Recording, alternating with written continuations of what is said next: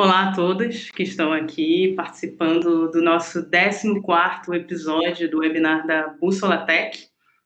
Hoje a gente vai falar sobre laboratórios de inovação no Legislativo. É um prazer estar com vocês aqui. Por favor, fiquem à vontade para se apresentarem e deixarem as suas perguntas aqui no chat ao lado. Bem, a gente sabe que a inovação pública tem tomado proporções cada vez maiores, ainda mais agora que a gente está tratando e está no meio da crise da Covid-19. Então, para isso, nós temos excelentíssimos convidados para tratar desse assunto. Bem, desculpa. Primeiramente, temos a Coral Michelin. Obrigada pela sua presença, Coral. Obrigada a vocês, queridos, pelo convite. Olá a todo mundo, boa noite. Temos o Henrique Porat, correto? Correto. Muito obrigado. Obrigada pela presença. Boa noite a todos. E temos também o Walter Nohr Brandão. Olá, Walter Nohr, tudo bem? Olá, Sara, Coral, Henrique, boa noite a todos que nos assistem. Obrigado pelo convite. Obrigada pela presença. Bem, a gente vai discutir um pouquinho mais de como tem sido a adequação das atividades legislativas, ainda mais considerando a crise da Covid-19. Quais são os elementos principais para a inovação no legislativo? Quais são essas possibilidades de inovação? A inovação pública não é necessariamente um tema novo sendo discutido. O início da sua discussão vem aí de mais ou menos 1990, quando a gente tem as primeiras práticas da nova gestão pública sendo introduzida no contexto brasileiro. Mas, com o crescimento e o desenvolvimento das tecnologias, a gente consegue ver que o tema de inovação pública é cada vez mais latente. A combinação de uma sociedade cada vez mais conectada e cada vez querendo participar mais um setor público cada vez mais aberto para essa participação e para essas novas tecnologias, tornou um campo fértil para esses laboratórios de inovação. Os laboratórios passaram a ser, então, o território onde é permitida a experimentação e o erro, bem como lidar com os desafios mais complexos da contemporaneidade e da sociedade. Com a crise da Covid-19, os desafios se intensificaram. O cenário de trabalho se modificou de uma forma bem abrupta. Ninguém estava esperando de um dia para o outro ir para um regime totalmente de home office, de distanciamento social e ter que lidar, por exemplo, com tantos softwares ao mesmo tempo. Em conjunto, a gente consegue ver que existem diversas plataformas e as pessoas estão tendo que se adaptar a essas plataformas muito rapidamente. Hoje, nós vamos conversar um pouquinho mais sobre esse processo de inovação no legislativo, mais sobre essas perspectivas e a vida desses laboratórios de inovação. Obrigada a todos. Bem, Coral, a gente tem visto que a crise da Covid-19 impactou as pessoas de diferentes formas. Toda a sociedade foi impactada de uma forma diferente, as pessoas precisaram se adaptar a uma realidade de trabalho diferente, uma realidade de cotidiano diferente. Frente a isso, na sua opinião, como esse período de trabalho e essa forma de trabalho vai impactar na criatividade e no sistema de colaboração entre esses indivíduos?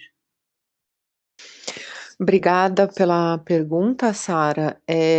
Bom, eu quero, primeiro ponto, dizer que eu não trabalho em um laboratório de inovação do Legislativo, né? Eu trabalho junto a vocês muitas vezes para provocar justamente movimentos que nos levem a possibilidades de inovação. Então, nesse sentido, eu fiz questão de trazer aqui algumas provocações, né, para a gente conseguir pensar um pouco fora do comum e fora da caixa, se possível.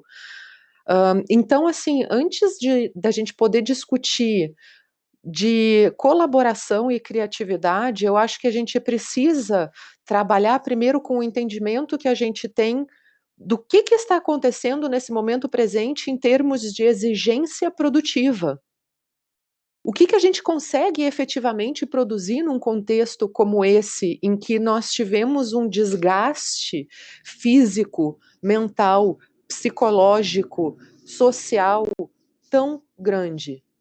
Será que a gente consegue falar em produtividade? Será que faz sentido a gente continuar falando sobre o que a gente, os mesmos desafios que a gente vinha colocando na pauta anteriormente? Porque quer dizer, colaboração não é dada, ela nunca foi dada. Nós fomos ensinados a não colaborar ao longo de décadas, se não séculos da nossa história. Então, será que faz sentido, diante desse momento, né, a gente discutir como manter a criatividade, ou a gente tem que prestar atenção no que está surgindo efetivamente agora no nosso dia a dia? Nessa adaptação dessa nossa realidade, nessa adaptação do novo tempo, o que está aflorando? O que significa esse momento? Quais são as nossas reais necessidades nesse momento? Me parece que muitos de nós, e eu não digo só quem trabalha com inovação, eu digo muitos de nós que compõem a sociedade brasileira, estamos perdendo uma oportunidade única de transformação, porque nós estamos tentando, bom, de certa forma, tapar o sol com a peneira e voltar o mais rápido possível para um status quo. Mais rápido possível para o normal, como as coisas eram antes. Só que as coisas eram antes, que status quo era esse? Era um status quo em que a gente conseguia colaborar? A gente conseguia implementar modificações em prol do bem comum, que afinal de contas é isso que a gente quer num governo, não é? Então, que status, para onde a gente está querendo voltar nesse momento? Então, me parece que a gente está efetivamente perdendo uma oportunidade muito grande de prestar atenção nessa nova dimensão de tempo onde a gente se encontra agora. Que o tempo não é mais o mesmo, o tempo das relações não é o mesmo, o tempo do trabalho não é o mesmo, o tempo da gente ser nós mesmos dentro de casa não é mais o mesmo. Então, qual é essa nova relação que está aflorando de nós, conosco mesmos, né, e com o nosso trabalho e com essa tal produtividade?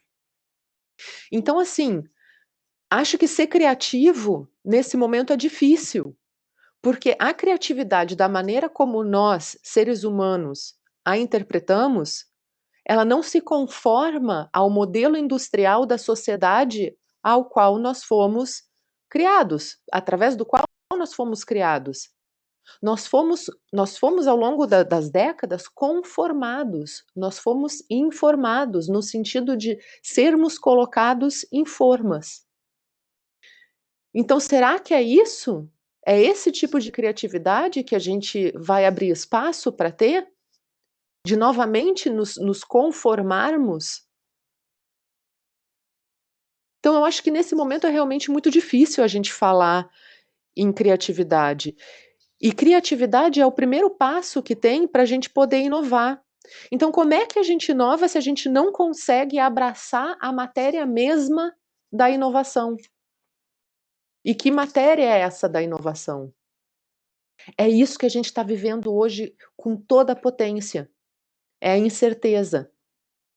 Se a gente não consegue abraçar a incerteza, a gente não consegue inovar.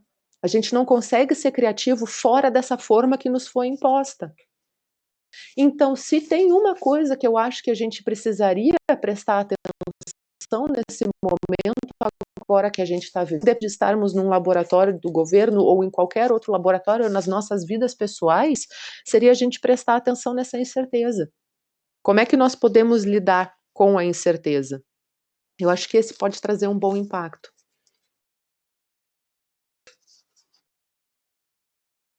Exatamente. E, bem, eu acredito que esse cenário, por mais desafiador que seja, vai ensinar bastante a gente a lidar com esses momentos de incerteza. Eu acredito que essas redes, por exemplo, de servidores e pessoas que são amigas da inovação vão acabar se ajudando, se apoiando. Olha aqui, tem essa metodologia, olha aqui, eu uso isso daqui para me manter mais calmo durante o trabalho, mais calma durante o trabalho. Bem, a gente tem visto que esse próprio cenário desafiador tem feito com que as casas legislativas se adaptem de uma forma muito rápida até. Aqui na Bússola, a gente fez um mapeamento do Observatório Legistec e aproximadamente 169 câmaras municipais brasileiras, 23 assembleias legislativas e ambas as casas do Congresso estão usando já algum tipo de deliberação remota, algum tipo de sistema, uma combinação de sistema para fazer a sua deliberação remota.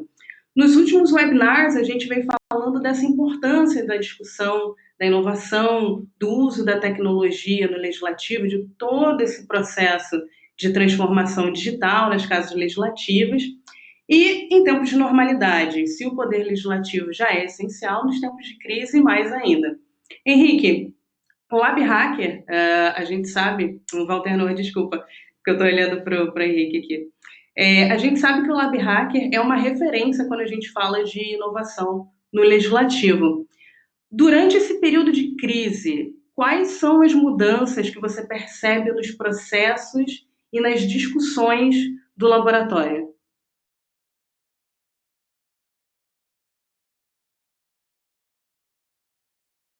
Você está mutado. Mexer aqui. Pronto. Agora me escutam? Ótimo. Então, mais uma vez, boa noite, Sara, Coral, Henrique. Agradecer mais uma vez aqui a oportunidade. Bom, o Lab ele teve um pouco mais de facilidade para se adaptar a essa época difícil, né, de isolamento social e de quarentena, que a gente tem que trabalhar de casa, né, o home office. A gente teve um pouco mais de facilidade porque a gente já trabalhava com algumas metodologias ágeis, né, que facilitam, que elas são mais adaptáveis, né, para esse contexto de trabalho remoto. Não foi um processo simples, mas a gente conseguiu dar continuidade aos projetos que a gente tinha em andamento lá no Lab, né? Inclusive, amanhã a gente vai ter um evento para apresentar 2 dos 6 protótipos que a gente estava desenvolvendo e conseguiu concluir nesse período, mesmo nesse período difícil aí de quarentena, né? E, assim, concordo demais com o que a Coral falou, acho que é um momento para a gente refletir sobre muitas coisas, apesar de alguns servidores do laboratório terem encontrado até ânimo assim para desenvolver até um pouco mais. Alguns me dizem que esse tem sido um período até um pouco mais produtivo, porque a gente se viu na necessidade, né, numa situação em que esses princípios que a gente trabalha lá no laboratório, transparência, participação e cidadania, eles são ainda mais relevantes, né? A sociedade espera poder acompanhar de perto as ações do legislativo e espera poder interagir com o legislativo. Então, a gente renovou o ânimo aí para trabalhar com essas coisas, mesmo diante de uma situação tão difícil quanto essa.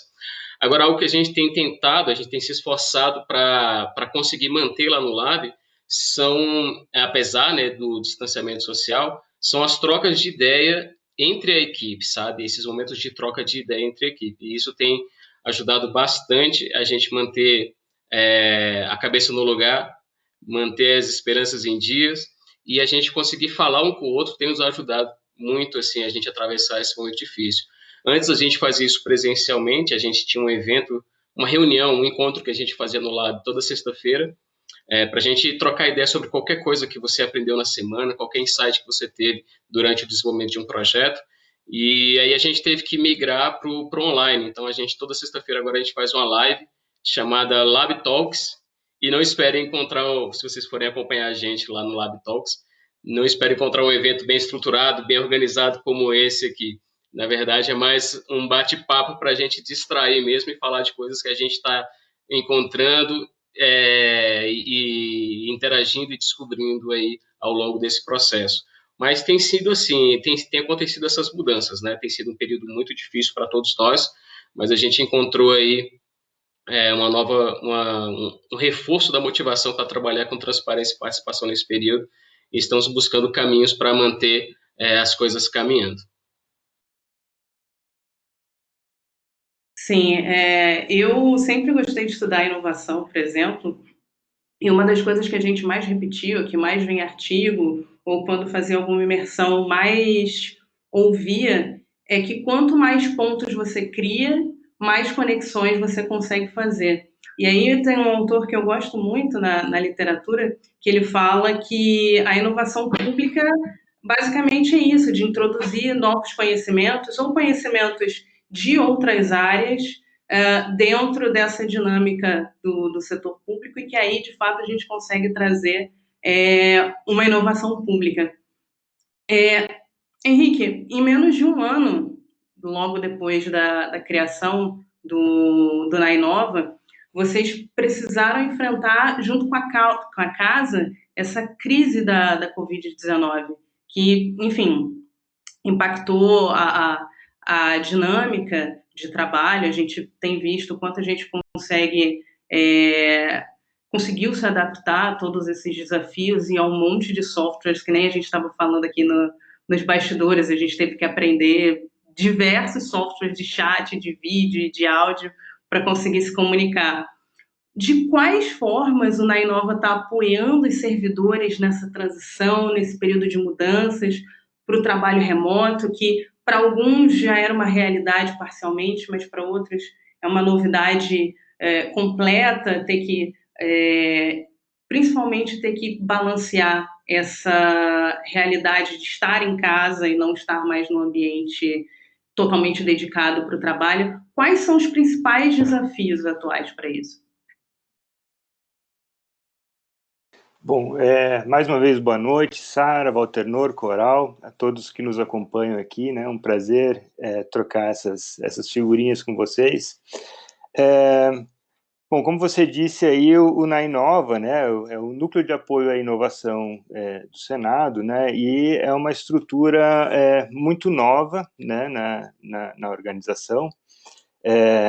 Nós começamos o trabalho ano passado, né, e o grande trabalho que nós fizemos, né, o carro-chefe, foi uma grande jornada da inovação, né? Então, envolvemos mais de 100 servidores, colegas nossos, né, nas atividades, e o objetivo disso era a gente dar uma mapeada, entender quais são alguns desafios da casa, apresentar método colaborativo, né? Então, era um treinamento baseado em Design Thinking, e, ao mesmo tempo, ver que soluções que apareciam, né, desse processo. E saíram uma série de projetos, né, alguns muito interessantes, muito convenientes, outros menos, né, como é natural. E nós entendemos que nós teríamos que fazer um ano de provocação, de levantamento de questões no Senado, e ter um ano seguinte de implementação dessas soluções.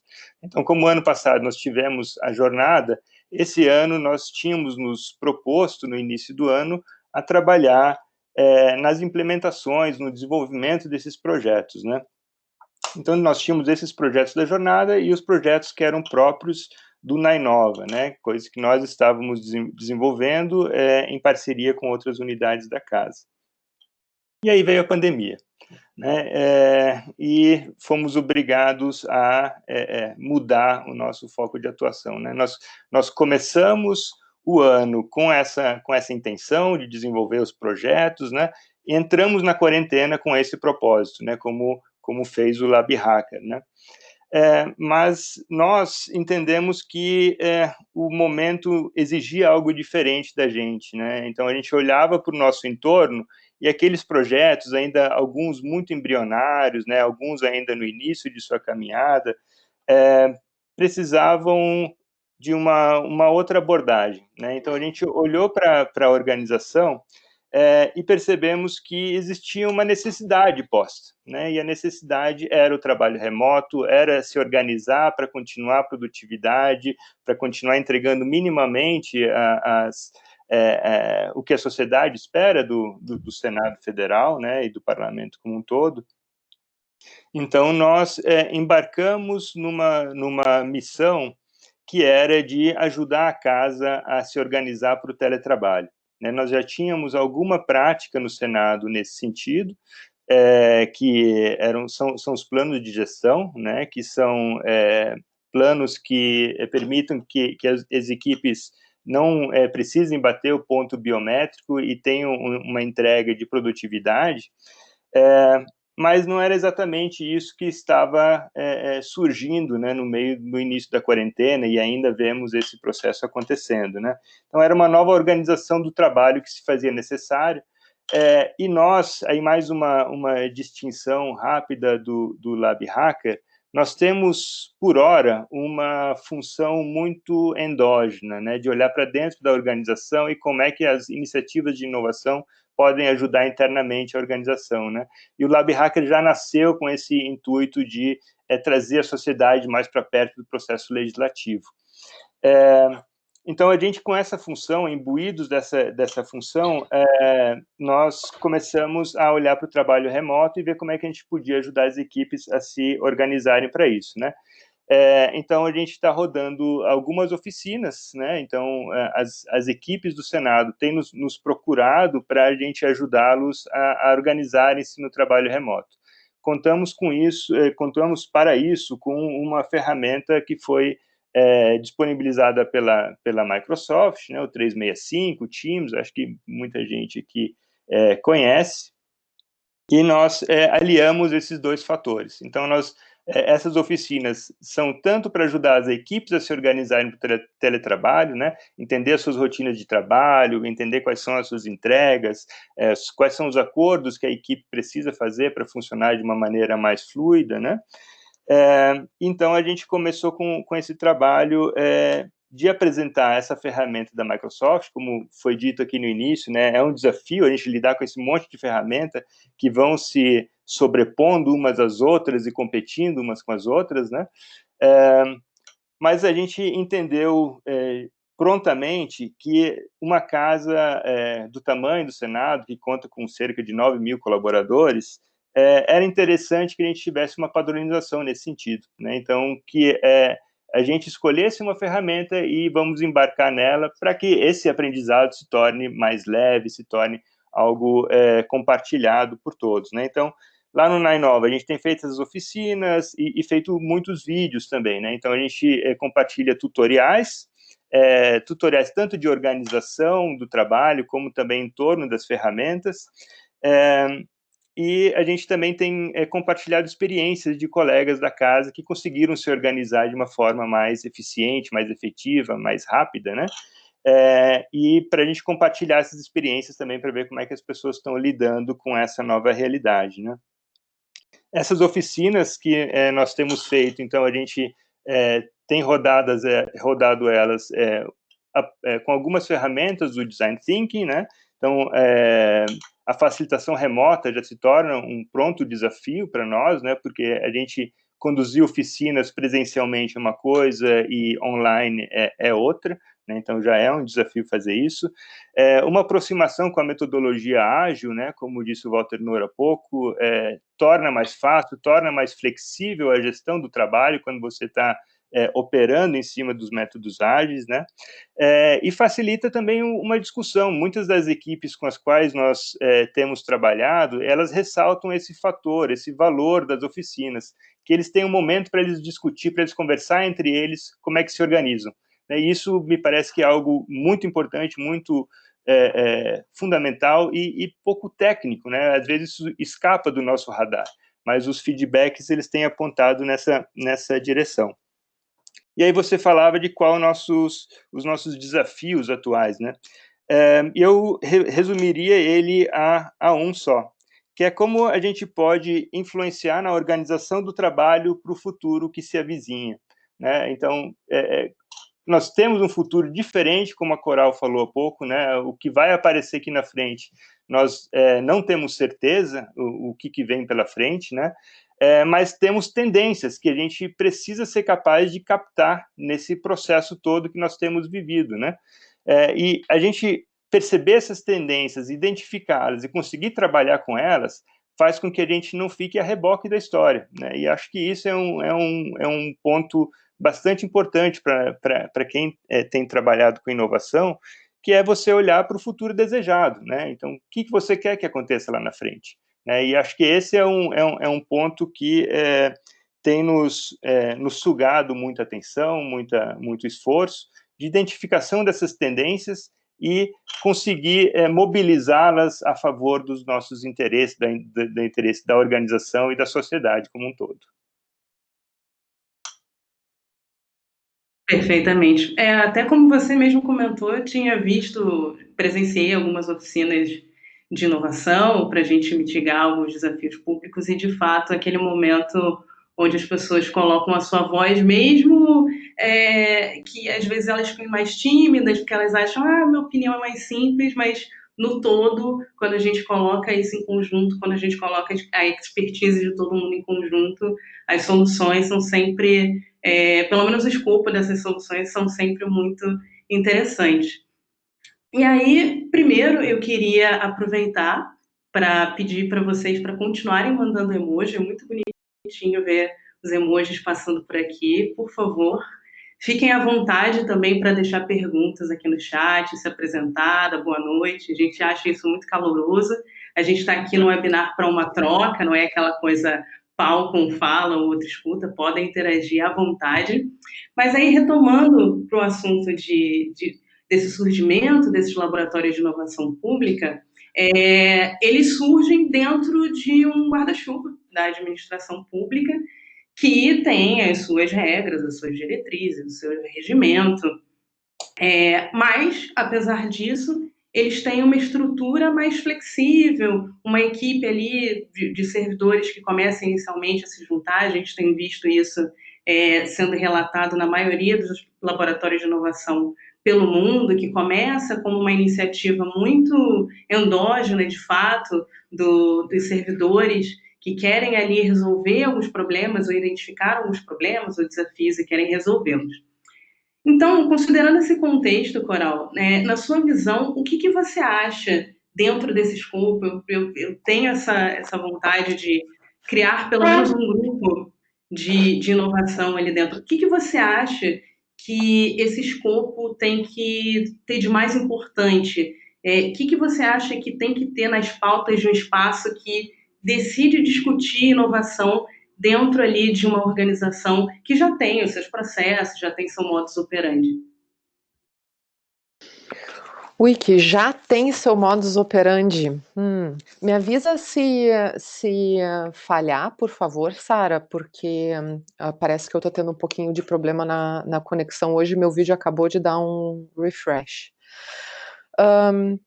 Então, pensando assim, tanto em iniciativas de inovação já existentes, e principalmente nessas, mas iniciativas que queiram se formar, eu teria algumas dicas, assim, que eu poderia sumarizar, né, tentar trazer aqui, a partir da perspectiva do design voltado para a inovação, design estratégico, né, e design ecossistêmico também. Eu diria que num primeiro momento, a gente tende a ficar bastante preso a ferramentas, né, então acho que a gente tem que cuidar, com o uso de ferramentas no sentido de elas estão ali para facilitar o nosso trabalho, jamais para engessar o nosso pensamento ou nossa ação, né. Então, se nós nos prendemos demais a ferramentas, quaisquer que sejam, tecnológicas ou não, ou post-it, né, que seja, então a gente o Henrique sabe que eu implico com post-it. Uso pra caramba, mas implico com ele. Eu acho que a gente tem que saber que as ferramentas estão ali justamente para facilitar quais são os processos que nós queremos deixar aflorar, né, o afloramento do objetivo que a gente deseja, né, então eles não podem engessar o nosso percurso. Então, nesse sentido, eu diria também, menos post-it, mais diálogo, sabe, porque muitas vezes a gente restringe os nossos momentos de interação a ferramentas estabelecidas, a passo estabelecido, e a gente acaba inibindo um pouco aquele inesperado que pode surgir da conversa, né. Então é só um cuidado com a ferramenta. Não digo de forma alguma não utilizar a ferramenta, é necessário que a gente utilize ferramentas, e é na utilização e na crítica das ferramentas que a gente vai conseguir chegar por trás da ferramenta, desconstruir onde for preciso e reconstruir sempre que for preciso também. Outra coisa que eu acho muito relevante é a gente ter, principalmente aqui no Brasil, o cuidado de sair da bolha. A gente vive normalmente, somos seres sociais, o ser social ele vive e age e se comunica dentro de bolhas, né, das suas próprias bolhas, mas quando a gente está falando de laboratórios de inovação, que são laboratórios de inovação pública, então a gente tem que fazer esse esforço além da conta de sair da bolha, de trazer a diversidade, essa diversidade que caracteriza o Brasil, afinal de contas, né? Então, eu acredito que para a gente poder exercitar essa diversidade, a gente tem que buscar inspiração onde nós não costumamos buscar. Sabe aquele momento em que alguma coisa, alguma opinião, um autor, uma ideia, algo incomoda?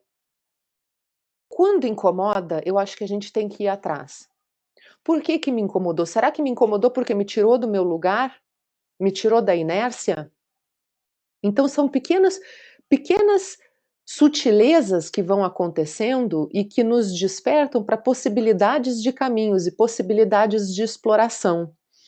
Então eu acho que a gente pode buscar quebrar essa bolha e abraçar a diversidade procurando nos lugares onde nós geralmente não procuramos. E aqui eu vou trazer um exemplo e uma recomendação também, que é um livro de um italiano chamado Stefano Mancuso, que é A Revolução das Plantas. Então, quando a gente vai observar o que é realmente o reino animal, como é que funciona o reino animal, a gente consegue quebrar de uma forma tão interessante o nosso pensamento, que é um pensamento animal-humano, e trazer dali inspiração para novas formas de estruturar o nosso laboratório. Como é que a gente consegue ter essa estrutura laboratorial pensada a partir do reino vegetal, por exemplo? Como é que a gente consegue trazer exemplos da espiritualidade, da filosofia, para a pauta, para representar a diversidade, para repensar essas relações? Então, por exemplo, quando a gente vai observar a teia da vida, como efetivamente a vida se dá, ela se dá através de redes, redes aninhadas. Então, todo o corpo humano, todo o ser vivo é feito de um padrão de redes. Redes que estão dentro de outras redes, e é tudo feito em rede. Então, como é que a gente conseguiria observar o funcionamento da vida como inspiração para uma pauta de inovação? Para pensar um laboratório de inovação. Eu sei que isso pode ser um pouco além do que efetivamente a gente consegue fazer nesse momento, mas que isso sirva de inspiração, justamente, que isso sirva de provocação. Uma coisa que eu acho que vai no sentido da provocação e que eu acho que a gente precisa fazer desde já, desde ontem de preferência, é começar a questionar absolutamente tudo.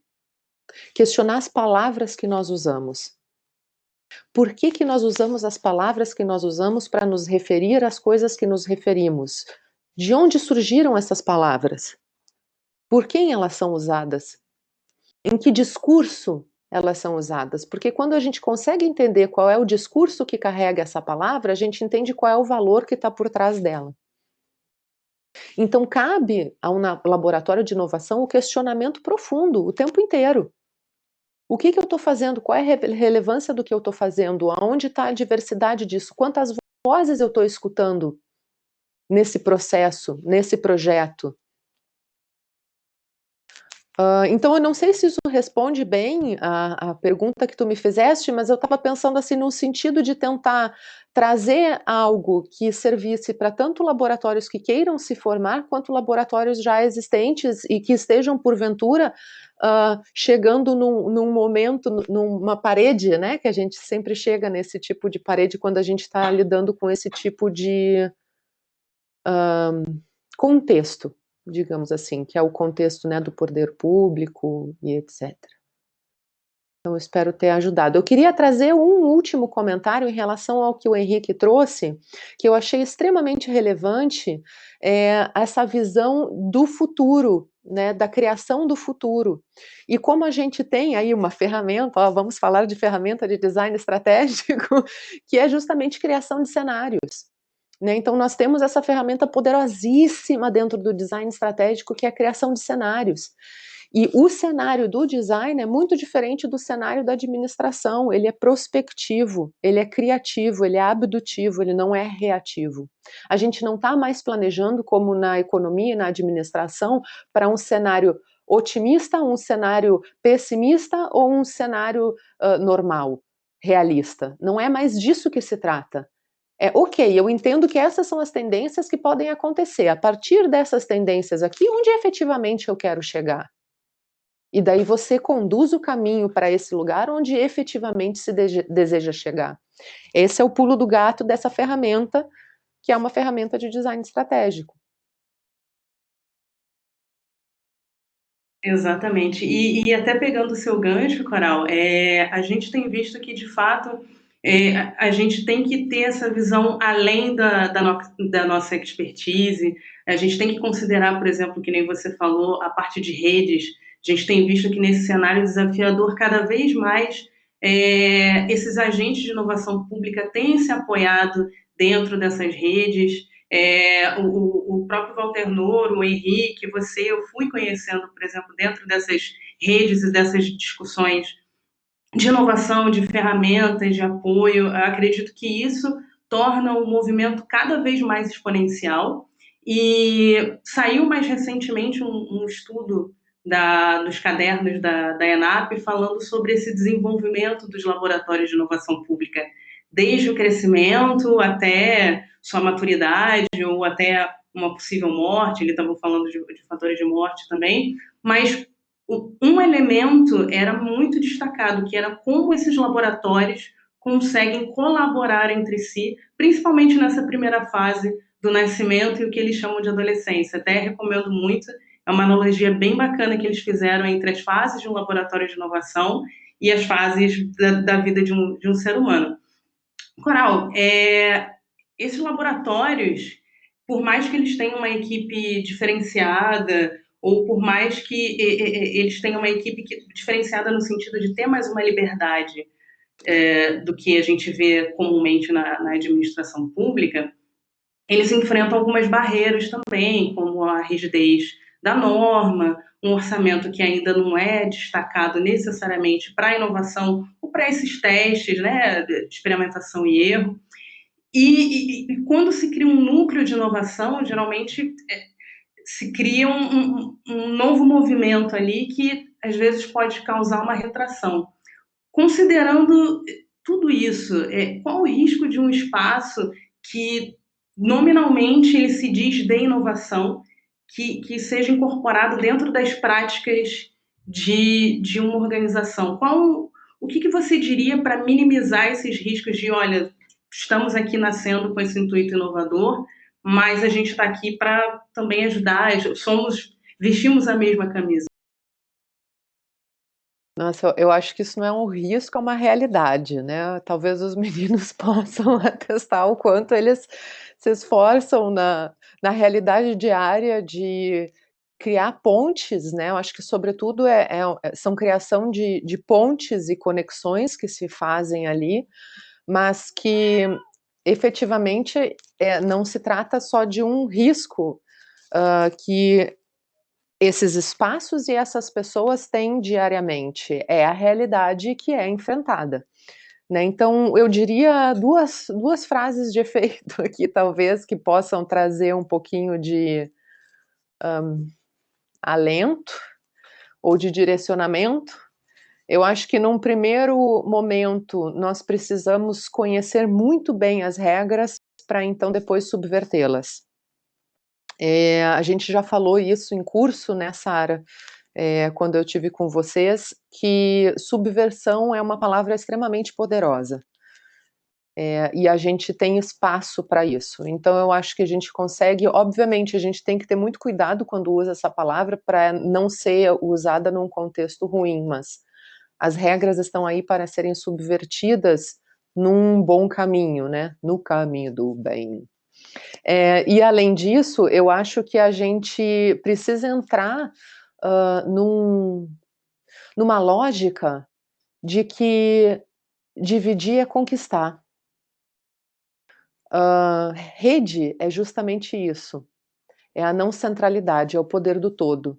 E eu acho que nesse momento específico que a gente está vivendo, de confinamento, de pandemia, isso se tornou absolutamente evidente, o poder da rede, né? Então nós temos visto redes mundiais de colaboração em saúde, redes nacionais no Brasil de colaboração com povos isolados, de colaboração com o vizinho, do uso da tecnologia para fazer o potencial da rede existir, aflorar. Então, nesse sentido, eu diria que dividir é conquistar. E as conexões, elas precisam ser cada vez conexões mais pessoais de valores. E nisso, essa criação de cenário futuro, ela é extremamente importante. Porque um cenário futuro, ele só se concretiza quando ele está embasado em valores. Quais são os valores que direcionam meus passos? Qual é meu propósito? A gente se conecta, a rede se conecta efetivamente quando você tem propósitos comuns. Quando aquilo te move para além da recompensa financeira, para além da recompensa imediata. Né? Então eu diria assim que saber as regras para poder subvertê-las, mas subvertê-las com, eu diria carinho até, respeito com a história, né? Respeito com o que foi feito, entender o que foi feito, de onde veio, por que aquilo existe, né? Antes de propor uma quebra, mas eu acho que a quebra é necessária muitas vezes. E ter essa noção de rede é fundamental. Muitas vezes você vai estar se conectando com pessoas de outros estados, de outros municípios, de outros países, inclusive. E essa rede é uma rede de fortalecimento. E ela muitas vezes, se não sempre, é melhor guiada quando se tem propósito. Então é só isso que eu acho que eu poderia contribuir com isso. É excelente, porque de fato concordo com tudo que você disse, inclusive é com muito orgulho que eu participo dessa própria rede que vai sendo fomentada por todas essas pessoas maravilhosas como vocês aqui na Bússola. Eu brinco aqui internamente que eu fico energizada a cada webinar, a cada evento, quando a gente estava podendo fazer eventos pessoalmente, como o Legitech Forum ano passado, é muito energizante e reforça esse senso de propósito, de fato. E aí a gente fica tão energizado que a gente percebe que outras... Sara? Oi? Só me permite um pequeno complemento à fala da Claro, Coral, que claro. me lembrou muito uma colocação que eu vi nesse livro mesmo que você mencionou há pouco, que é o Ciclos de Vida dos Laboratórios de Inovação Pública, né? Publicado lá pelo Genova, pela ENAP, e é o prefácio do livro, que foi escrito pelo Eduardo Staszowski, professor em Nova York, que ele fala dos laboratórios com uma outra pegada, com uma pegada de responsabilidade social e responsabilidade política, né? Então ele falava dos laboratórios como um projeto político, né? E que me chamou muito a atenção como uma contraposição nesse momento de euforia liberal, né? Tomando conta do executivo, os laboratórios como uma função de aprimoramento do Estado, né? Então, com um propósito além da própria organização, né? Como um reforço da estrutura de Estado e da importância dessa estrutura de Estado para debelar desigualdades, injustiças sociais, né? Da onde a gente também precisa tomar posição, né? Nós, com mandatos relativamente abertos, né?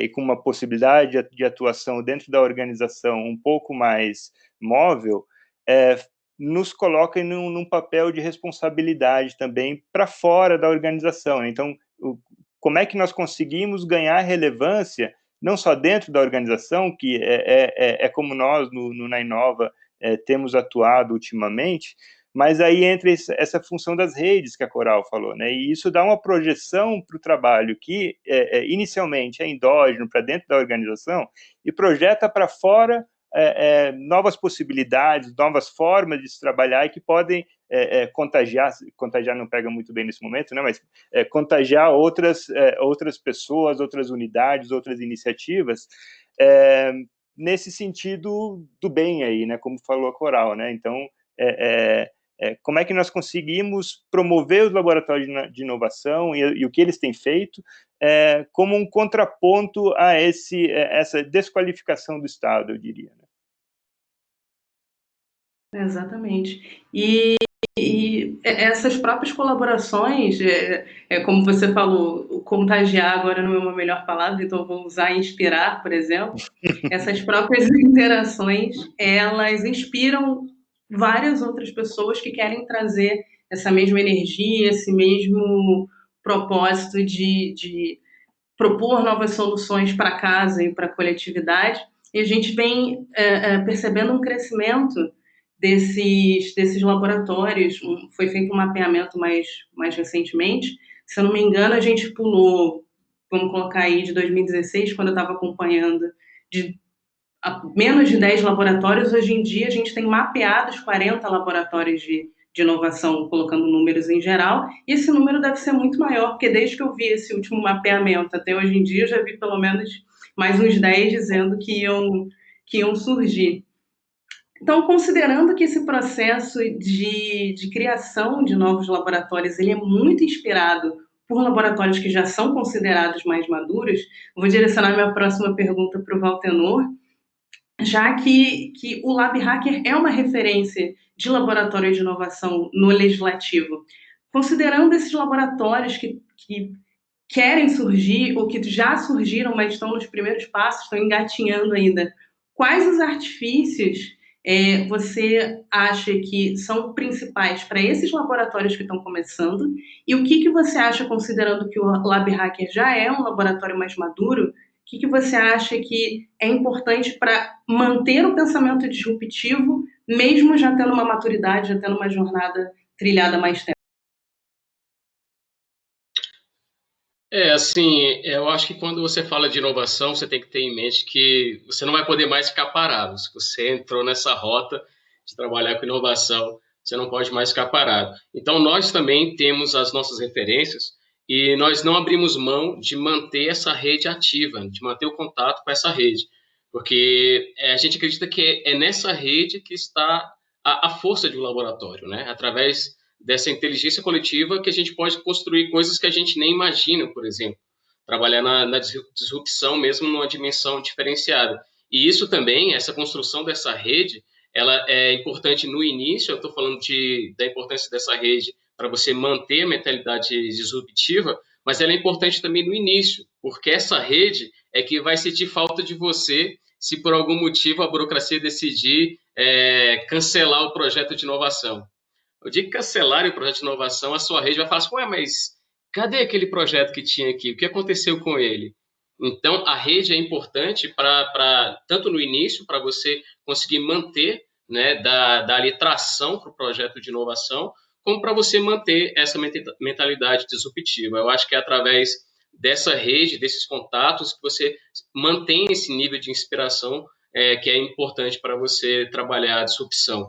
E aí eu vou até fazer eco aqui na fala da Coral, que ela disse que é importante você conhecer as regras, né, para você trabalhar as regras, né, para você conseguir inovar e de maneira disruptiva essas regras. Lá no Lab a gente tem essa característica, lá no Laboratório Hacker da Câmara, a gente tem vários perfis diferenciados, assim. Eu, por exemplo, até entrar no Lab sabia muito pouco de tecnologia, minha formação é direito. Mas por conhecer o direito, eu conheço bem, por exemplo, o regimento interno. Então, quando a gente foi trabalhar num projeto que visava trazer a voz do cidadão nas audiências públicas, a gente entendeu, estudando o regimento interno, por exemplo, que não havia espaço para isso. Na audiência pública presencial, o Henrique sabe disso, só quem pode falar são os parlamentares e os convidados, né? Quem foi convidado pelos parlamentares. A audiência que está ali presente não pode falar. Imagina uma audiência que está distante ali da comissão, por exemplo, né? Eles não podem falar. Mas e se o deputado falar por ele? Essa é a grande inovação da audiência pública interativas, uma ferramenta que a gente construiu lá no LabHack. Ela não muda a regra, essa ferramenta que a gente criou lá, ela não muda a regra do regimento interno, ou seja, ainda hoje quem pode falar são os deputados e os convidados, os ministros de Estado que foram convidados, os especialistas que foram convidados.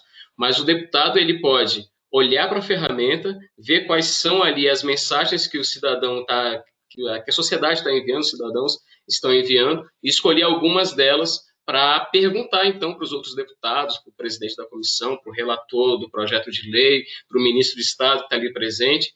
E assim, é incrível você ver quando isso acontece, o cidadão fala, puxa, o deputado está fazendo a minha pergunta para o ministro da Educação, que legal. Então, assim, não se mudou regra nenhuma, as regras ainda estão lá, mas a lógica foi subvertida, entendeu? Essa é a ideia de você conhecer a lógica para você trabalhar a lógica. O Neil Gaiman, que escreveu aquele livro Coraline, que depois virou filme, ele conta uma história bem legal. Ele diz assim que para você contar histórias, para você criar novas histórias, de repente você precisa olhar para histórias que você já conhece e pensar, e se fosse o contrário? Aí ele conta uma história assim, ele diz que já leu 1000 vezes, por exemplo, a história do lobisomem. Aí ele diz assim, não, eu já entendi que quando o lobisomem ele morde um humano, esse humano vira lobisomem. Mas e se o lobisomem mordeu outra coisa? Digamos que o lobisomem morda uma cadeira. O que acontece com a cadeira? Ela vira também esse bicho? Imagina que o detetive está sentado numa cadeira e aí ele vê pela janela subindo ali a lua cheia e de repente ele percebe que a cadeira onde ele está sentado começa a se mover. Então, essa história de você olhar para o que está posto, para o que você conhece bem e pensar, e se fosse ao contrário? Inclusive tem um livro com esse nome, né? Tudo que você pensa, pense o contrário. Isso de você pegar e movimentar a estrutura que você conhece muito bem pode te ajudar a encontrar novas maneiras de lidar com essa realidade. Eu acho que para você manter, então, essa mentalidade disruptiva, você precisa estar sempre voltando a esse exercício de olhar para o que você conhece muito bem e pensar novas possibilidades em cima disso. Olhar por outros ângulos e, de repente, encontrar saídas. E no nosso caso, no caso dos laboratórios, aí eu quero fazer eco agora ao que o Henrique falou, eu acho que isso é fundamental. Esse sentimento da vocação dos laboratórios de inovação para criar essa relação diferenciada com a sociedade é o que vai continuar nos motivando ao longo do tempo. Porque as dificuldades vêm, elas estão presentes, tá? A gente vai falar sobre isso em algum momento, mas é esse sentimento, é esse senso de vocação diferenciado que faz as coisas valerem a pena e a gente continuar seguindo esse caminho. Eu acho que para, então, essa mentalidade ser mantida, você não pode ter compromisso nem com o erro, nem com o acerto. Você precisa estar sempre olhando tanto para o erro quanto para o acerto, porque nos dois, a gente pode chamar os dois de aprendizado, você tem que olhar para isso de maneira que você consiga enxergar novas possibilidades, e é aí que vem as possibilidades de inovação, então.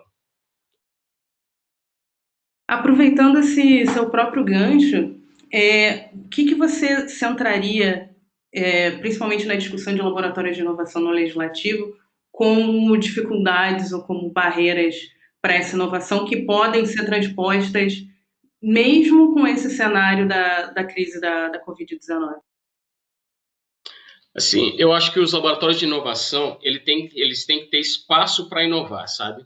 Eu acho que os laboratórios, é como eu disse, eles não podem ter compromisso nem com o erro, nem com o acerto. E para isso, eles têm que, então, ter esse espaço para testar, esse espaço para experimentação. Eu acho que é isso que faz o laboratório de inovação ser um órgão que, de fato, traga inovação. Porque se a gente tiver compromisso só com o acerto, a gente vai trabalhar como um órgão que é mais burocrático no sentido de estar sempre seguindo exatamente as linhas mestras ali para chegar no resultado definido. E o que a gente não quer não é exatamente isso. O que a gente quer com o laboratório de inovação é que haja a possibilidade de você prospectar coisas novas. Isso se eu juntar duas coisas diferentes. O que acontece? Então, acho que é necessário manter essa ideia de que você pode experimentar coisas novas, você pode prospectar tecnologias diferentes, processos diferentes, para que, então, você tenha novas ideias. Eu acho que isso é fundamental. E aí, para isso, duas coisas são importantes, né, no meu ponto de vista. Primeiro, o laboratório de inovação, ele precisa, então, ter como core essa ideia de inovar. E, para isso, ele não pode estar ligado com a manutenção das ferramentas, por exemplo. Se você criar uma ferramenta tecnológica que seja, e você começar a ser obrigado a ter a responsabilidade de fazer a manutenção daquela ferramenta, você vai viver disso. O laboratório de inovação, ele vai viver fazendo a manutenção dessa ferramenta. Então, o laboratório ele precisa, depois de ter criado a criança, entregar para os pais dela, para ela criar, para você poder gerar novas crianças. Então, eu acredito muito nisso. Eu acredito que o laboratório tem que ter esse espaço para ele trabalhar novas ideias. E para que isso aconteça, aí vem o segundo requisito que eu vou mencionar agora. O laboratório não pode trabalhar sozinho. Isso significa que ele precisa se conectar com outros laboratórios, com outros órgãos, com outros atores fora da instituição? Sim, com certeza. Mas significa também que o laboratório tem que se conectar com as áreas internas, porque são as áreas internas que vão dar continuidade a esses projetos de inovação. Como eu disse, amanhã o Laboratório Hacker vai apresentar 2 protótipos dos 6 que a gente trabalhou nesse último ano. E esses 2 protótipos, amanhã a gente vai contar com os patrocinadores desse protótipo. Seria como se fosse o anjo, né, de cada um deles. Porque são eles que vão, de fato, lutar e ali colocar adiante a ideia de implementação disso na Câmara. E a gente vai partir para outros protótipos. Entendeu? Porque senão a gente vai ficar só com esses 6 protótipos nos próximos 5 anos. E para que isso aconteça, então, a gente precisa estar muito conectado com os outros atores. Nenhum laboratório de inovação pode ter a ideia, no meu ponto de vista, de que ele tem condições de construir uma solução sozinho. Primeiro, porque essa solução vai ser sempre menos rica do que poderia ser. E segundo, porque essa solução vai precisar de alguém para cuidar dela depois.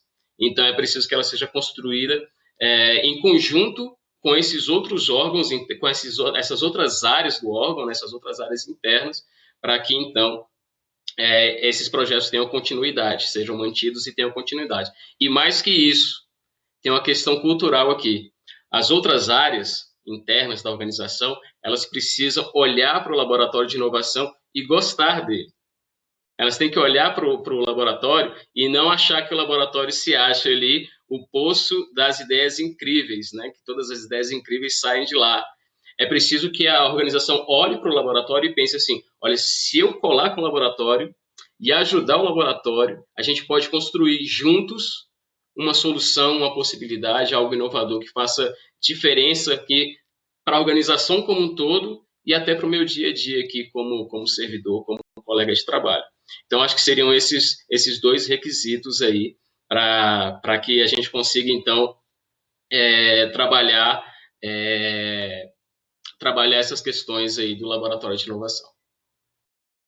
Exato, porque no final das contas somos um time, né? Mesmo, por exemplo, no meu caso, que não sou servidora, mas acabo trabalhando de alguma forma com pesquisa nesse sentido, com alguma ferramenta nesse sentido, ou webinars via bússola.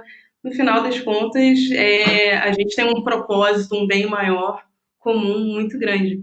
Henrique, agora eu vou pegar Sara, um pouquinho... deixa eu pegar só um ganchinho, querida, para dar 2 dicas em cima dessa super colocação, que me lembrou aqui de 2 coisas que vêm desse universo do design relacionado à inovação. Uma área de pesquisa que tem feito muitas coisas em conjunto com governos em nível internacional é o participatory design, design participativo. Eles têm feito bastante estudos sobre o que faz levar adiante essas iniciativas que são criadas e que precisam muitas vezes de um pai, né, para seguirem adiante. Então, uma das coisas que o Participatory Design coloca é a noção de coautoria. Quanto mais você traz esse projeto para um número maior de pessoas, eles se tornam coautores e donos também desse projeto, e isso facilita a implementação, o desenvolvimento, né, e a vida útil até do projeto que se deseja fazer. A outra coisa que é muito relevante, que também é estudada no âmbito do design, é como é que você implementa projetos de inovação social também, por meio de uma semente, que é você dar um start num projeto de forma que ele consiga evoluir ao longo do tempo, justamente pela mão e pelo uso desses coautores. Então você traz a possibilidade das pessoas irem participando ao longo do tempo, e você diminui a necessidade de iniciar já com uma coisa completamente formatada. Você tem uma semente e que tem um planejamento nessa semente da sua evolução, mas que é uma evolução aberta à incerteza, aberta à participação da diversidade. Então existem alguns estudos sobre seeding, que é justamente isso, do planejamento da inovação pela semente. Só queria trazer essa contribuição, porque quem quiser estudar essas coisas podem ser técnicas ou, enfim, estudos úteis, né? Não, ótimo, sensacional. Bem, infelizmente a gente está quase chegando ao fim, mas ainda não chegamos. Então eu queria aproveitar toda essa discussão sobre nascimentos, desafios de laboratórios, esse pensamento no médio prazo, e voltar um pouquinho mais o foco desses primeiros passos e do contexto das casas legislativas. Henrique, considerando isso que a gente falou agora nesse último bloco, o que você considera que são os primeiros passos para uma casa legislativa desenvolver um espaço dedicado para a inovação? E quais são as peculiaridades da casa legislativa que você enxerga que devem ser consideradas nesse escopo de projeto, nesse desenvolvimento de projetos de laboratório de inovação?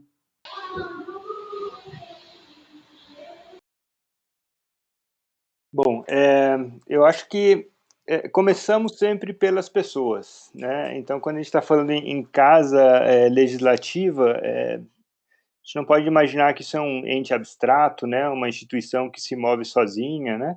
Sempre tem pessoas por trás, né? E acho que qualquer iniciativa de inovação, ela parte de um incômodo, né? De um inconformismo de algumas pessoas, né? E eu diria que para quem está querendo trilhar esse caminho, começar essa caminhada, acho que a primeira coisa é não tente caminhar sozinho, que vai ser pesado, vai ser os muros são altos, né? Então é melhor que tenha alguém lá embaixo para te dar o pezinho. Então assim, temos a necessidade da gente se aliar, né? Então aí entra a função das redes, né? Que já falamos aqui, de fato é algo fundamental, né? Que a gente tem essas redes de apoio. Internamente, me parece que é muito importante a gente identificar quais são os pontos de apoio que nós temos internamente, tanto em termos de colegas, né? De grupos, de pessoas que estão nessa mesma vibração, né? Mas também dentro da hierarquia, dentro das autoridades, né? Então, quem são essas pessoas que estão na organização, no alto escalão, e tem alguma abertura a isso, né? Acho que é importante a gente também falar que a gente não, muito embora falemos aqui da insurgência, né? Dessa necessidade de subversão em alguma medida, mas se a gente não tiver o apoio do alto escalão da organização, né, de alguém lá de cima, a coisa fica bastante difícil, né? Então, diria que é necessário um alinhamento de expectativas, né, tanto dessas pessoas que estão querendo dar início a um trabalho de inovação, de pensar a transformação da organização, de diferentes processos de trabalho, com a expectativa de quem está patrocinando essa iniciativa, né? Então, acho que é importante a gente ter essa noção de a gente mapear quem são essas pessoas que vão nos apoiar no trabalho. E, com isso, a gente formatar uma proposta de trabalho. né, para ter claro qual é o mandato que está posto para aquela iniciativa, né, qual é a função, para que não haja um descompasso, né, um conflito de interesses instaurado de forma desnecessária, né?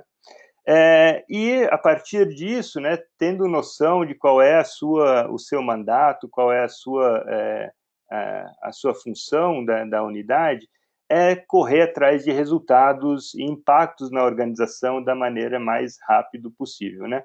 E isso não significa necessariamente entrega de resultados e grandes projetos mirabolantes, né? Pelo menos eu parto de uma leitura de que às vezes você só coordenar, conduzir oficinas que põem as pessoas para conversar, que elas entendam que existe um espaço na organização que está se abrindo para isso, que é permeável a erros, onde é permitido experimentar, onde as pessoas não são podadas, você pode vir com as suas ideias esdrúxulas que elas vão ser bem-vindas, elas vão ser abraçadas e trabalhadas, né? Acho que isso já é muita coisa, né? E isso faz com que a gente produza impacto na organização e ganhe relevância, né? Bom, então, acho que aí tem uma combinação, um balanceamento que precisa ser feito entre o patrocínio, né, da unidade, da iniciativa, e a autonomia que é necessária também para que a unidade se desenvolva, né, e consiga caminhar numa direção que entenda mais valorosa, digamos assim. Então, acho que tem esses caminhos, né? Acho que tudo passa por rede, né? Então, quando a gente vai falar em iniciativas, né, em como é que a gente começa, acho que é isso, contatos pessoais, formar uma rede, trocar ideia, discutir qual o caminho que você quer seguir, começar a tentar identificar problemas da organização, desafios que você gostaria de trabalhar.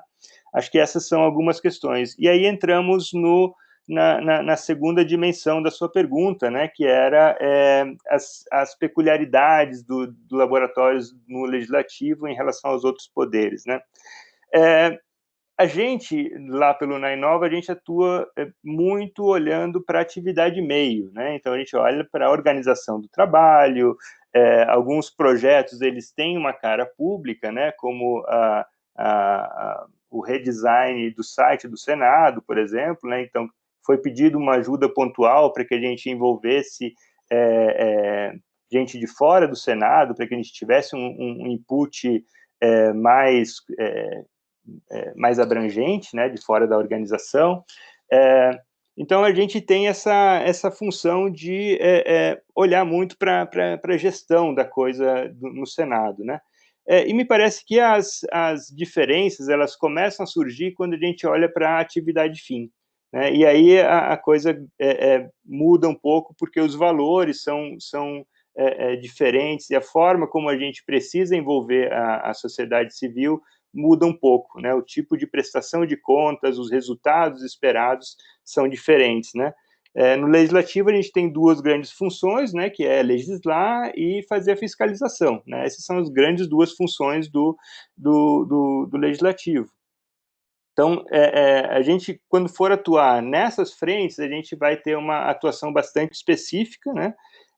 E que precisa ser capaz de dar conta das expectativas da sociedade também, né? Então, me parece que esse o ponto que a gente precisa ter bastante atenção quando a gente vai entender quais são as especificidades do legislativo, né? Então, se a gente for atuar na ponta, olhando para as entregas que a instituição faz para fora dela mesma, né? A gente tem algumas sutilezas e a necessidade da gente dar conta de envolver as pessoas. Não que quando a gente vai falar do processo de inicial, de gestão da coisa pública, a gente não precisa envolver a sociedade. Não é isso, né? Mas tem um grau diferente, digamos assim, de envolvimento da sociedade civil. Então, aí reforço ainda o que foi falado antes, que é a necessidade da gente ter um espaço na organização para liberdade, para testagem, para prototipagem, para falar besteira, digamos, que nos abra, nos faça sentir confortáveis em propor coisas diferentes e coisas que muitas vezes não serão implementadas também, né? Então, existe aí a resiliência, né, de quem trabalha com inovação, que você vai levar uma na cabeça e você tem que saber que vai levar mesmo, isso faz parte do processo, né? E o negócio é levantar a cabeça e continuar caminhando, né? Isso... essa salvaguarda desse espaço, lá na Inova nós levamos isso tão a sério que, inclusive, uma das nossas frentes de atuação é um espaço de colaboração físico, né? Então, a gente tem uma grande sala que se presta a rodar oficinas, as equipes se encontrarem, e tem um outro espaço de coworking também pelo na Inova, né? Então, a gente entende tão importantes esses espaços que a gente... inclusive, fez questão de fazer que eles existissem fisicamente também, porque no Senado, né, é uma instituição altamente verticalizada, hierarquizada, né? Então, a gente saber que nós temos um espaço diferente na organização cria um sentimento de que nós estamos em um espaço seguro, um espaço de teste, né? Então, acho que vale a pena a gente frisar isso. Muito embora, claro, saiba das críticas que existem, né? Muitos laboratórios de inovação criam essas salas e ficam por aí mesmo, né? Então, entender que também não é só fazer a sala, não é só fazer o espaço físico, né? Existe uma dinâmica por trás que precisa estar viva, precisa estar pujante para que as pessoas frequentem o lugar e ele realmente ganhe sentido, né? Exato, que tanta cultura reflita a sala, quanto a sala reflita aquela cultura de inovação e de disrupção. Ainda aproveitando tudo que você disse, a gente sabe que o escopo, o rascunho de criação desses laboratórios, desses espaços, quando a gente está conversando sobre isso, vem várias ideias ao mesmo tempo e todos os processos parecem ser muito concomitantes. Mas eu queria saber de você, quando a gente faz o escopo de um projeto como esse, o que a gente tem que, digamos, considerar primeiro? O processo legislativo, objetivos voltados para o processo legislativo ou objetivos mais voltados para a parte administrativa?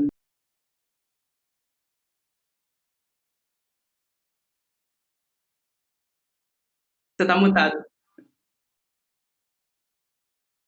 Pronto. Então, Sara, é uma pergunta difícil, né? Sabemos que os laboratórios de inovação precisam ter uma ponte para fora da organização, né? Precisam estar apoiados tanto em uma rede de laboratórios, né? Uma rede congênere, como também com a sociedade civil, né? Organizada, e a gente conseguir ser capaz de ser um canal de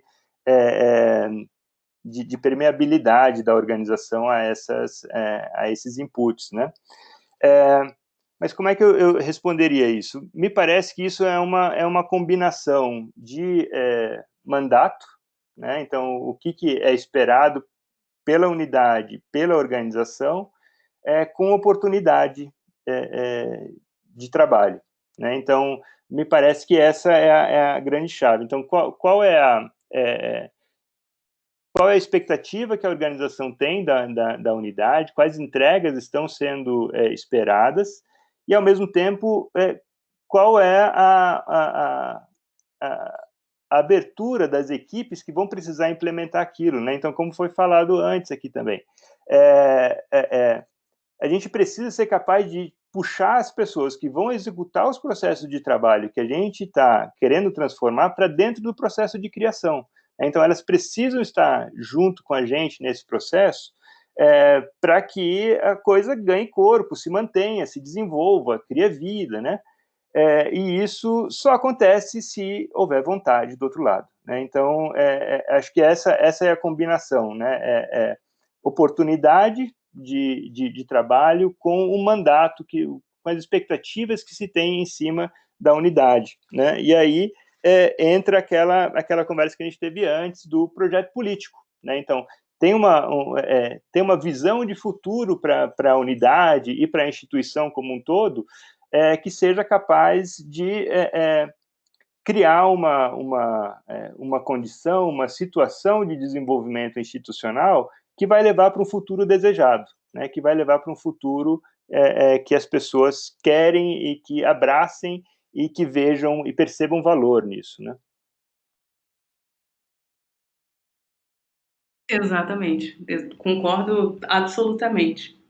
Bem, a gente aqui está caminhando para o nosso fim, quando a gente bate papo sobre coisa boa, felizmente o tempo passa rápido, voa. Eu queria aproveitar de vocês, considerando que a gente está com esse sentimento também de inspirar, que vocês deixassem uma mensagem para a nossa audiência, tamanho de um tweet, uma coisa bem, bem sucinta, que a gente saia daqui já querendo fomentar ainda mais esse quesito de inovação e de vencer desafios e de mitigar essa complexidade em rede. Eu vou começar por ordem alfabética, eu vou pela Coral, por favor, e depois a gente faz esse círculo aqui. Bom, eu estava aqui pegando um pouco das falas e anotando algumas coisas que apareceram, né? Acho que isso que o Rick trouxe, que é rico, o Rick trouxe rico, que é essa dimensão da escuta do outro, da receptividade de um lugar que você tem para experimentar, para explorar, talvez até para ser você mesmo, né? Então, essa dimensão da escuta e da recepção do outro é uma dimensão afetiva de conexão. Então, fica aqui uma dica que a gente consiga resgatar essa dimensão afetiva, que a gente consiga ter relações que se deem não pela produtividade, mas pela afetividade. E a afetividade está muito ligada também a propósito. Aonde nós queremos chegar, qual é a nossa visão de mundo, qual é a nossa visão de humanidade, qual é a nossa visão de país, né? E nós estamos todos juntos nessa criação desse futuro. A gente faz esse futuro aqui e agora o tempo inteiro, a cada decisão que a gente toma, efetivamente. Então, aonde nós queremos chegar? Vem comigo. Eu acho que essa dimensão afetiva da conexão é muito necessária nos dias de hoje, principalmente. E daí eu vou trazer uma contribuição que o Márcio colocou ali no chat e que estava na nossa conversa, que é a dimensão da brincadeira, a dimensão lúdica do aprendizado, da diversão, da alegria. A gente está vivo para ser alegre, não para sofrer. Então eu acho que está tudo conectado, assim, a dimensão afetiva, a escuta, o propósito, estarmos todos juntos em rede e conseguirmos nos alegrar em conjunto, enquanto a gente está caminhando e construindo esse futuro que a gente quer. E por fim, deixo um abraço querido para o Matheus e um agradecimento por estar aqui e dividir isso com todos. Pandini Obrigada. também. Opa! Um abraço para os dois desde já, e Márcio, obrigada também pelas super colaborações. Henrique? O que eu queria trazer e marcar nessa última participação aqui é a solidariedade que todos nós temos por aqueles que enfrentam agruras parecidas com a gente enfrenta, né? Então, saibam que todo mundo que está iniciando, que está começando essa caminhada, a querer enfrentar o status quo, né, que em grande medida a inovação é isso também, contem conosco, né, pode nos procurar, nós temos o maior prazer de trocar ideia com todo mundo, ver quais são os melhores caminhos que foram percorridos, né, trocar um pouco experiências, né, acho que essa é a grande riqueza que eu percebi assim que comecei nesse trabalho pela inovação, né, que é uma rede muito afetiva, né, aproveitando a Coral, que as pessoas se suportam, né? Se suportam no sentido de apoio, né? Assim, se suportar em outro sentido também, mas elas se prestam apoio mutuamente, né? E isso é algo fundamental para quem vai enfrentar as barreiras e as dificuldades que nós temos enfrentado quando a gente precisa, quando a gente quer transformar o nosso meio, né? Os nossos colegas, a nossa organização. E saber que isso não é um trabalho de herói, né? Isso é um trabalho de formiguinha, né? Então, saber que nós precisamos contar com apoio mútuo, e eu queria oferecer aqui o apoio do Nainova, quem precisar, quem quiser nos procurar. Temos outras redes também que são muito valiosas, né? A própria rede aqui que a Bússola está organizando, da Legistec, a rede InovaGov também merece menção, né? Acho que é a maior que nós temos no serviço público, que tanto o LabHacker quanto o Nainova fazem parte, né? Né, nos colocar à disposição. Estamos aqui para ajudar quem precisar. É incrível. Walter Noah, por favor. Quero me alinhar aí ao discurso do Henrique, né? Dizer que muitas vezes os laboratórios de inovação eles começam com um grupo de servidores meio malucos, então se você está nesse perfil e quer começar um projeto de inovação no seu órgão, você tem o perfil correto, tá? E você está buscando o caminho correto. E assim, se o seu chefe é meio difícil de lidar, saiba que a gente tem muitos chefes, né, Henrique? E deu certo. Na Câmara lá a gente tem 513, só na área política, né? Mais um bocado na área administrativa. Então, é assim mesmo, sabe? Com paciência e com os passos de formiguinha, baby steps, né, como a gente costuma falar em tecnologia, a gente vai caminhando. Mas é isso. O ideal, o mais fundamental é o senso de propósito. Se você souber qual é a sua Roma, para onde você quer caminhar o projeto, você vai chegar lá, tá certo? E a gente se coloca à disposição no Laboratório Hacker da Câmara dos Deputados também, para aquilo que se fizer necessário, que a gente puder ajudar, estamos à disposição. Um abraço a todos. Obrigado, Henrique, Coral. Obrigado a todos pela atenção também. Obrigado pelo bate-papo. Eu queria agradecer também a presença de todos. Vou me alinhar aqui e deixar também meu momento inspiracional. Estou me sentindo praticamente... não vou citar o nome, mas final de video show, né? Aquelas frases inspiracionais. Bem, gente, inovar não é fácil, mas é muito prazeroso. Eu acho que uma palavra que eu posso deixar aqui para vocês é resiliência. Criar algo novo, adaptar algo para ter um resultado muito positivo que tenha seu quê aí de ineditismo não é fácil, mas tem uma frase que eu gosto muito quando a gente traz um elemento novo para o jogo, para as regras. Muitas vezes a gente é chamado de louco, mas são as pessoas que são consideradas loucos, são loucos o suficiente para mudar o mundo e impactar positivamente.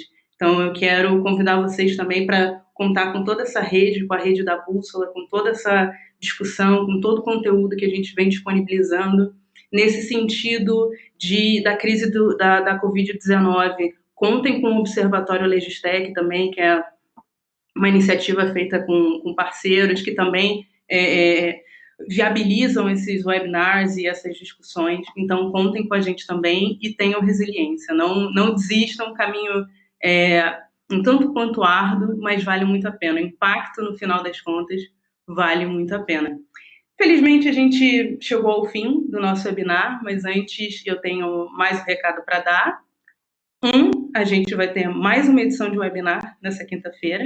A gente vai divulgar, então, por favor, fiquem ligados nas nossas redes. @BússolaTechBR, tanto no Instagram, Facebook, Twitter, nos acompanhem. E dizer também que esse projeto, como eu citei, é uma iniciativa da Bússola Tech, com um gentil patrocínio do Sindileges, e também conta com a parceria da FENALEGES, do ITS Rio e do Sindileges. Nós contamos ainda com o apoio do Senado Federal, do Interleges, da Câmara Municipal de São Paulo e da sua Escola do Parlamento, Escola de Legislativo de João Pessoa, do Instituto Legislativo Paulista, da Conexão Inovação Pública, com o Laboratório de Inovação em Políticas Públicas da FGV, com a Eleges Paracatu, Radar Governamental, Colab e Brasa. Obrigada para todos que nos apoiaram. Obrigada a todos vocês que continuaram com a gente aqui, são quase 7h30, aliás, agora são 7h30 da noite, e que ficaram aqui bravamente com a gente nessa discussão tão bacana. Obrigada, gente.